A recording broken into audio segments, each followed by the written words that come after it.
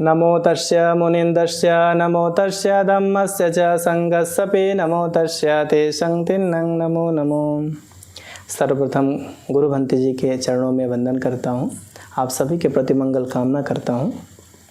आज का जो विषय है उपोषद, क्योंकि कल उपोषद भी है, तो उपोषद के बारे में मैं आपको बताऊं कि भगवान बुद्ध ने उपोषद की बहुत महिमा कही है। उन्होंने कहा है कि यदि कोई व्यक्ति एक दिन का भी उपोषद करता है तो इस दुनिया के सभी संपत्ति से भी अधिक पुण्य उसे प्राप्त होता है। जीवन के सारे ऐश्वर्य, जीवन के सारे सुख सुविधा, जीवन में जो कुछ भी की कमी होती है, यदि व्यक्ति पूरे मन से श्रद्धा के साथ यदि कोई उपोषद का पालन करता है तो उसे सारे चीज़ें प्राप्त होती हैं, ऐसा भगवान ने कहा है। केवल और केवल उपोषद को पूर्ण रूप से पूरे मन से उसे पालन करें तो सभी प्रकार की जो बाधाएं आपके जीवन में हैं वो सारी बाधाएं क्या होती हैं, ख़त्म हो जाती हैं। तो भगवान ने यहाँ पर भी उपोषद के बारे में बहुत सारी बातें बताया है। मैं आपको सारी कहानियाँ भी बताऊँगा कि कौन कौन सी जगह पे भगवान ने उपोषद के बारे में बताया। उपोषद के बारे में जितना भी बताया जाए बहुत कम है। इसलिए उपोषद जो है एक प्रकार से और भी समझ लें कि उपोषद जो है कुछ भिक्षुओं के लिए होता है और कुछ उपासक के लिए होता है। तो उपासक के लिए जो है 4 दिन, महीने में 4 दिन जो है उपोषद का दिन होता है। जैसे महीने में 2 पक्ष होते हैं, एक कृष्ण पक्ष होता है और एक शुक्ल पक्ष होता है। एक तरफ ऐसे बोल सकते हैं कि उगता हुआ जो चंद्रमा बढ़ता हुआ क्रम होता है उसे हम शुक्ल पक्ष या उजाला पक्ष बोलते हैं। एक चंद्रमा जो है घटता हुआ पक्ष होता है जिसे हम कृष्ण पक्ष बोलते हैं। तो इन दोनों पक्षों में एक एक अष्टमी आती है, जैसे प्रथमा, द्वितीया, तृतीया, चतुर्थी, पंचमी, षष्टमी, अष्टमी, इतनी संस्कृत की गिनती है। तो उसमें जो 8वां दिन होता है, जो अष्टमी होता है, दोनों पक्षों में 2 अष्टमी, एक जो है अमावस्या और दूसरा जो है पूर्णिमा, ऐसे करके 4 ऐसे दिन हैं जो उपोषद लेने योग्य हैं। तो ऐसे 4 दिन उपोषद लेना चाहिए। उपोषद क्या है? अष्टशीलों का पालन करना ही उपोषद है। जो 8 बातें बताए गए हैं उसका पालन करना ही उपोषद है। तो मैं इसके बारे में बताऊंगा कि उपोषद कैसे ग्रहण करना चाहिए। और एक भिक्षुओं के लिए उपोषद होता है जो उपोषदागार में बैठ करके पातिमोक्ष करते हैं, तो वो केवल जो है अमावस्या को और पूर्णिमा को ही करते हैं। वो केवल भिक्षुओं के लिए होता है और भिक्षु संघ के सानिध्य में होता है, श्रावणेरों के लिए नहीं होता है। जिनकी उपसंपदा हो गई है वही पातिमोक्ष करता है। भिक्षुओं के लिए 227 शील और भिक्षुणियों के लिए 311 जो शील होते हैं, इन्हीं शीलों का पालन करना है। वहाँ उपोषद सिखाया जाता है। तो वहाँ पर बैठ करके अपने अपने जो कर्म हैं उसे एक्सेप्ट करते हैं, जो सही है वो जो गलत है उसे क्षमा योग्य करके उसे ख़त्म कर दिया जाता है। और ये 15 दिन पर एक बार किया जाता है। तो इस तरह देखा जाए तो महीने में 2 बार जो है भिक्षुओं के लिए भी उपोषद होता है, जो उपोषदागार में ही किया जाता है। एक सीमा बनाई जाती है, वो पानी की सीमा हो सकती है, पत्थर की सीमा हो सकती है या अन्य किसी चीज़ की सीमा हो सकती है। तो सीमागार में है वो पातिमोक्ष किया जाता है। ये केवल भिक्षुओं के लिए है। परंतु मैं आपको बताऊं कि उपोषद कितने प्रकार के होते हैं। तो उपोषद 3 प्रकार के होते हैं। पहला जो है गौपाल उपोषद, दूसरा है जो निघंट उपोषद, तीसरा है आर्य उपोषद। तो देखो उपोषद कैसा है। उपोषद को लोग यहाँ पे व्रत भी बोलते हैं। और आजकल भारत में जो मान्यता है व्रत के नाम से वो अलग अलग प्रकार का व्रत रखते हैं, अलग अलग प्रकार के थिंकिंग का व्रत रखते हैं। तो भगवान ने वहाँ बताया है, ये बात भगवान ने विशाखा को बताई है। और विशाखा जब वहाँ भगवान के पास आई थी तो भगवान उपोषद के संबंध में बताते हुए विशाखा को बताते हैं कि विशाखा 3 प्रकार के उपोषद होते हैं। पहला गौपालक। गौपालक उपोषद क्या होता है कि जैसे गाय चराने वाला व्यक्ति हमेशा गाय के संबंध में सोचता है कि इसे कहाँ हरी घास खिलाई जाएगी, कहाँ पानी पिलाया जाएगा, कहाँ अच्छा होगा, कहाँ छाया होगा, ऐसा देखते हुए चिंतन करते हुए दिन भर उसे खाने के बारे में ही सोचता रहता है। वैसे ही एक ऐसे भी व्यक्ति उपोषद लेते हैं जो दिन भर खाने के बारे में सोचते हैं। पहले तो वे सोचते हैं कि क्या क्या खाया जाएगा, क्या क्या बनाया जाएगा। फिर ऐसा सोचते हैं कि भोजन में कैसे कैसे चीज़ें होनी चाहिए, तो भोजन के बारे में सोचते रहते हैं कि क्या खाना है क्या। फिर ऐसा भी सोचते हैं कि ये चीज़ें उपोषद में खा सकते हैं, ये चीज़ें उपोषद में नहीं खाना चाहिए। ऐसा भी बोलते हैं जो चीज़ें उपोषद में खाना चाहिए उसे दिन भर खाते हैं। और जो उपोषित में नहीं खाना चाहिए उसे नहीं खाते हैं, इस प्रकार का भी उपोषित करने वाले लोग हैं। पर ये मिथ्या उपोषित है, इसका कोई भी पुण्य बुद्ध बोलते हैं होता नहीं है। जो दिन भर अपने मन में केवल और केवल भोजन के बारे में ही चिंतन करता है कि ये खाना है, ये खाना है, ऐसे खाना है, ऐसे नहीं खाना है, तो ऐसा सोचता हुआ दिन भर जो उपोषित करता है उसका कोई पुण्य होता नहीं है। तो पुण्य उपोषित का मतलब होता है मन में अपने चिंतन बेहतर होना चाहिए, अच्छा होना चाहिए। चिंतन यदि गलत है, सिर्फ भोजन के बारे में ही चिंतन चल रहा है, तो ये उपोषित सम्यक उपोषित नहीं है। दूसरा है निगंठ उपोषित। निगंठ उपोषित में ऐसा बताया जाता है, जो ये निगंठों में होता है कि वो पूरे कपड़े को निकाल देते हैं और एक दिन और ऐसा सोचते हैं कि मेरा कोई बहन नहीं, भाई नहीं, माता नहीं, पिता नहीं, कोई सगा संबंधी नहीं, कोई नौकर नहीं, तो ऐसा सोचता हुआ पूरे कपड़े को निकाल देता है। मैं इन्हें नहीं पहचानता, ये मुझे नहीं पहचानते, ऐसा सोचता है। परंतु सारे लोग जानते हैं कि ये मेरा बेटा है, बहन जानती है, मेरा भाई है, नौकर जानता है, मेरा मालिक है, फिर भी ऐसा सोचता है। पर इससे ऐसा नग्न होने से भी कोई पुण्य प्राप्त नहीं होता है। फिर अगले दिन वो पूरे कपड़े पहन लेता है। तो ऐसा एक दिन नग्न होकर के रहने वाला व्यक्ति ऐसा उपोषित करता है, तो ये भी पुण्य उपोषित का कोई पुण्य नहीं होगा, ऐसा पुण्य किसी कार्य का नहीं है। तो भगवान ने कहा है ये उपोषित भी सम्यक उपोषित नहीं है। दूसरा है, तीसरा है आर्य उपोषित। आर्य उपोषित में हमेशा केवल और केवल अष्टशील का पालन करना चाहिए। केवल बुद्ध ने जो 8 शील बताया है, केवल उस 8 शील का श्रद्धा से पालन करना, अचल श्रद्धा के साथ पालन करना, अच्छे चिंतन के साथ पालन करना केवल उपोषित है। देखिए आर्य शील में इसमें भी कई 5 प्रकार के तरह से शील का पालन किया जाता है। जैसे पहले एक तरह से कर सकते हैं कि हम जब शील का पालन करें, उपोषित लें, तो हमें बुद्ध का चिंतन करना चाहिए, बुद्धानुसति करना चाहिए। देखो बुद्धानुसति जो है 40 प्रकार के कमठान का पहला रास्ता है बुद्धानुसति, धम्मानुसति दूसरा है, संघानुसति तीसरा, ऐसे 40 रास्ता है। परंतु पहला रास्ता है बुद्धानुसति, बुद्ध के गुणों के अनंत गुणों को याद करना। बुद्ध के अनंत गुण हैं, तो उन गुणों को ऐसे याद करो, इति पिसो भगवा, भगवा मैंने भग राग हो, भग दोष हो, भग मोह, जो अपने राग द्वेष मोह को भग्न कर दिया, ऐसे तथागत साक्य मुनि को मेरा वंदन है। तो इस प्रकार से ऐसा सोचना चाहिए। अरहं जो सारे शत्रुओं को भीतर के 1008 क्लेशों को ख़त्म कर दिया, तो ऐसे हमें साक्य मुनि का वंदन है। तो ऐसे बुद्ध के सारे गुणों को, 9 गुणों को याद करना चाहिए। बुद्ध के 9 गुण हैं, भगवा, अरहं, सम्मा संबुद्धो, विद्या चरण संपन्नो, सुगत लोको अनुत्तरो, पुरुष धम्म सारथे, सत्ता देव मनुष्यानंग बुद्धो भगवाते। ऐसे बुद्ध के 9 गुण हैं। तो 9 गुणों को बार बार अपने मन में स्मरण करना, अपने चित्त को बुद्ध के गुणों से मिलाना, तो आपका चित्त परिशुद्ध होगा, आपका मन में बुद्ध के प्रति अनंत श्रद्धा उत्पन्न होगी। ऐसा भाव करते हुए, ऐसा चिंतन करते हुए हमें क्या करना चाहिए, उपोषित ग्रहण करना चाहिए और उपोषित पूरा बिताना चाहिए। पूरा सुबह से लेकर शाम तक, जब तक आपका उपोषित है तब तक बिताना चाहिए। दूसरा है धम्म उपोष, धम्म को चिंतन करते हुए। तो इसे बुद्ध ने इसे ब्रह्म उपोषित कहा है। एक हो धम्म उपोषित। धम्म उपोषित में धम्म के गुणों को याद करना चाहिए। कितना सुंदर धम्म है, भगवान बुद्ध का कितना स्वाख्यातो भगवता धम्मो, कितना सुव्याख्यातित है भगवान का धम्म, ऐसा चिंतन करना चाहिए। कितना कल्याणकारी है धम्म, है ना, मुक्ति दिलाने वाला है धर्म, है ना, ऐसा चिंतन, धम्म के प्रति चिंतन करते हैं। धम्म के सारे गुणों को स्वाख्यातो भगवता धम्मो, संदिठिको अकालिको, एहि पस्सिको ओपनयिको, पच्चतं वेदितव्यो वियोहिति। तो इस प्रकार से हमें धम्म के गुणों को बार बार अपने मन में चिंतन करना है।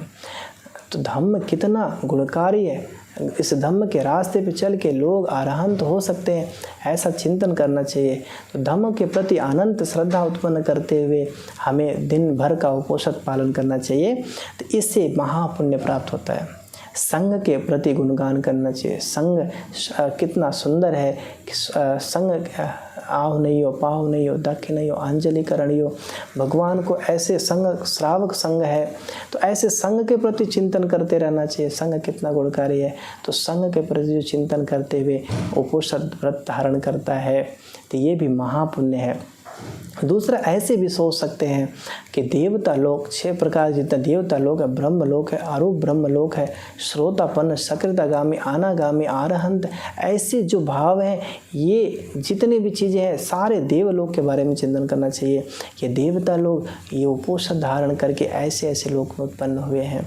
तो यदि हम भी पुण्य उपोषण धारण करेंगे तो हमें भी सद्गति होगी, जीवन में सुख मिलेगा।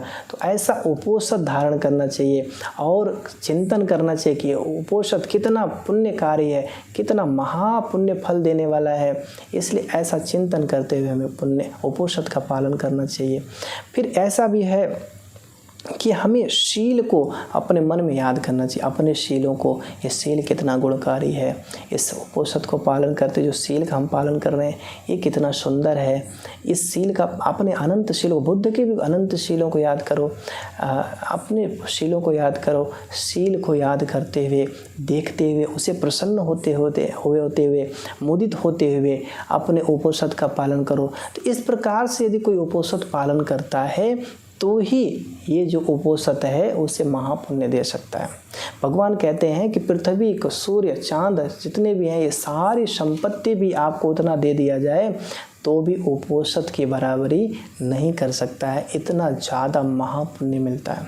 तो उपोषण जरा सा भी यदि आप पालन करते हो, एक तो एक सेठ का जो नौकर था वो आधा दिन केवल उपोषण पालन किया था, उसका महापुण्य प्राप्त हुआ। उसकी कहानी ऐसी है कि सेठ जो है उपोषण का दिन था, उपोषण पालन कर रहा था, तो 12 से पहले भोजन कर लिया।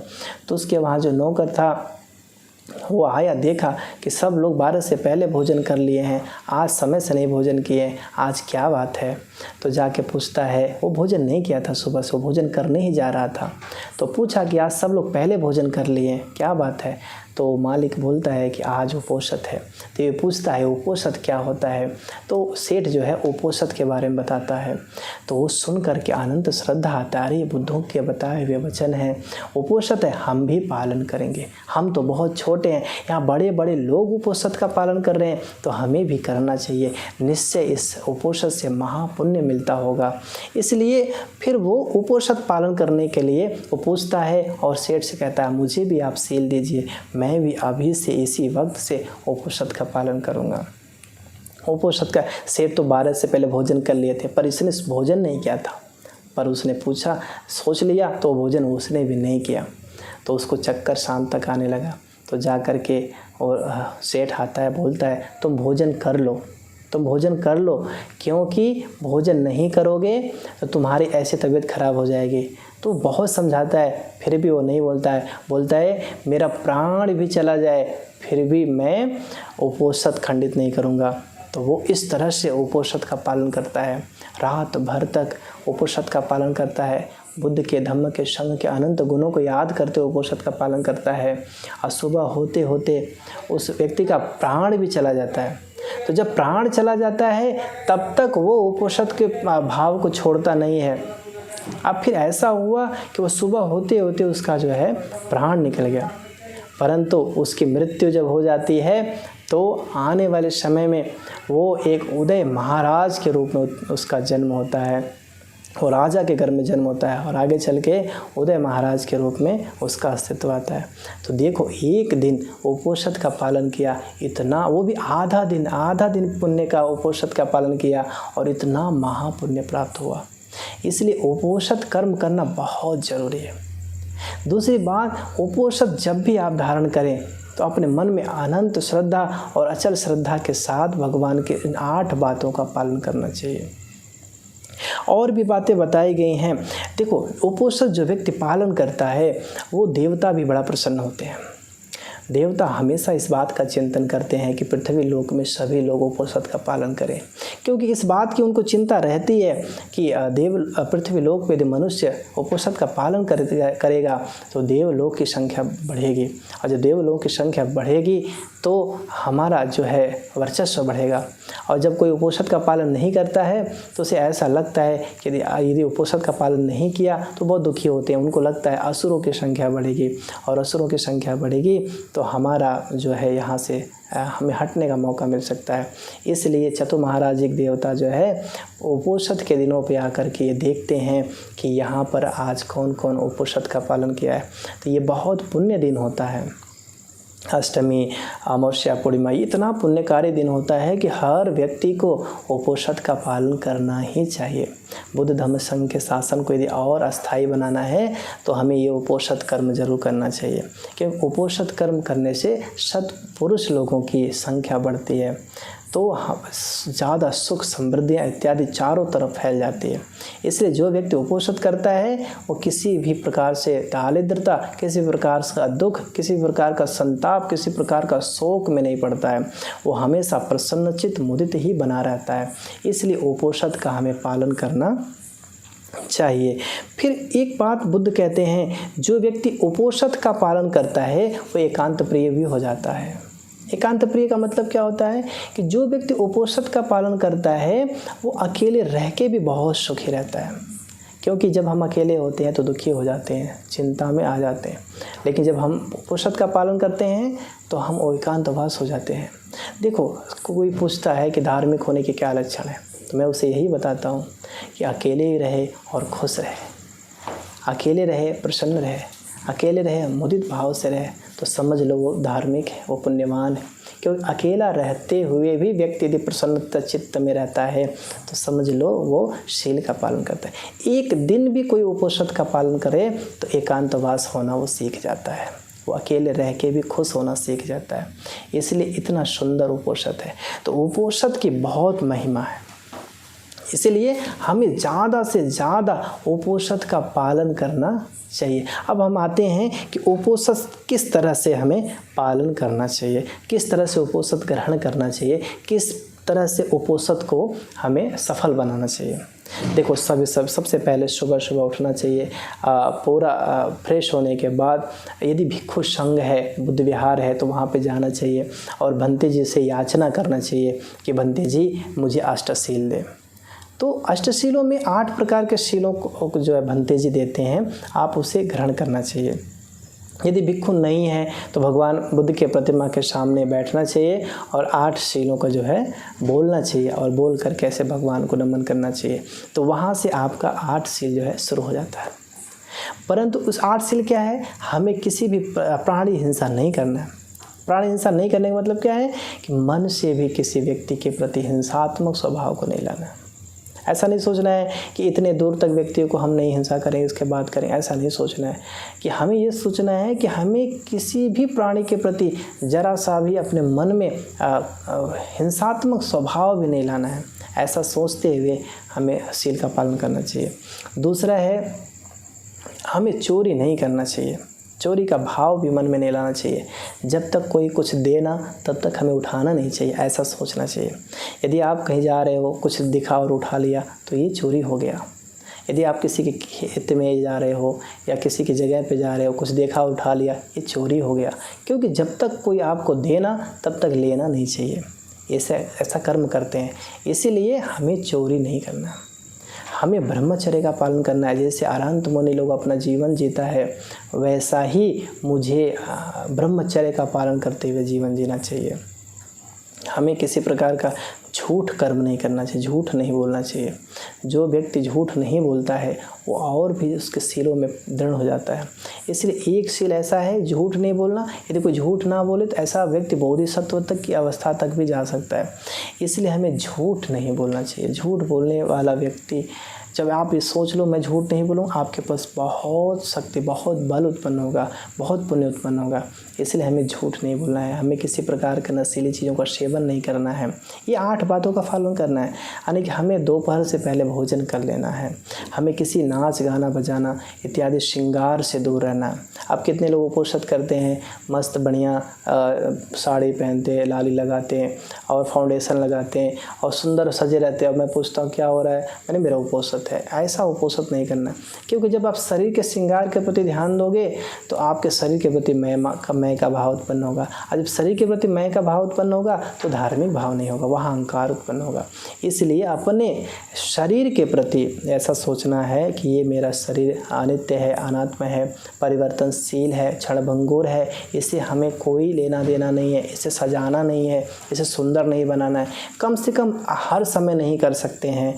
तो ये एक दिन उपोषित के दिन हमें अरहंत मुनि जैसे लोगों के जैसा जीवन जीना है। हमें बहुत फिर ऊंचे ऊंचे आसन पे नहीं सोना है, आलस्य उत्पन्न होगा। इसलिए हमें नॉर्मल जैसा अरहंत मुनि लोग सोते रहते हैं वैसा ही हमें रहना है। तो ऐसा सोचते हुए हम 8 शील ग्रहण करते हैं भंते जी से और शील का पालन करते हैं। जब शील छोड़ना होता है तो हम पंचशील ग्रहण करके अष्टशील छोड़ देते हैं, वहाँ से पंचशील चालू हो जाता है और उनको उपोषित खत्म हो जाता है। परंतु उपोषित जब भी कर्म करें तो हमें उपोषित कर्म करना चाहिए। उपोषित करने के बाद शाम को ज़रूर कहीं ना कहीं हमें दान इत्यादि कर्म करना चाहिए। कोई भी भिक्षु हुआ, कोई श्रमण हुआ, कोई याचक हुआ, जहाँ भी हो सके कि हमें उसे कुछ ना कुछ दान करना चाहिए, भोजन देना चाहिए। जो कुछ भी आपसे बन पाता है हमें वो पुण्य कर्म करना चाहिए। उपोषित कर्म करना बहुत ज़रूरी है। जब आप दान कर्म करते हो तो आपके अंदर का जो है लोभ, आपके अंदर का द्वेष, आपके अंदर का मोह, ये सारा भाव जो है धीरे धीरे कम होता है। इसलिए हमें दान कर्म भी क्या करना चाहिए, दान देने से हम जिस वस्तु को दान देते हैं उस वस्तु में हमारा मोह छुपा होता है कि मेरा है मेरा। जब हम देते हैं तो मोह कम होता है, जब हम लोभ कम होता है कि सारी दुनिया की सारी चीज़ मेरी हो जाए। जब आप अपनी ही चीज़ दूसरों को देंगे तो लोभ कम होगा, है ना। तो इस प्रकार से हमें उपोषित का पालन करना चाहिए और ऐसा यदि आप करते हैं तो आप सबका मंगल होगा। तो आप सभी लोग उपोषित का पालन करें, ऐसी मैं कोशिश करता हूँ। आप सभी का मंगल हो, आप सभी के प्रति करुणा उत्पन्न हो, आप सभी का मंगल हो, आपके सभी के जीवन में सुख शांति हो, ऐसे तथागत की करुणा आपके ऊपर हो, ऐसा कामना करता हूँ। साधु साधु साधु, खूब मंगल हो।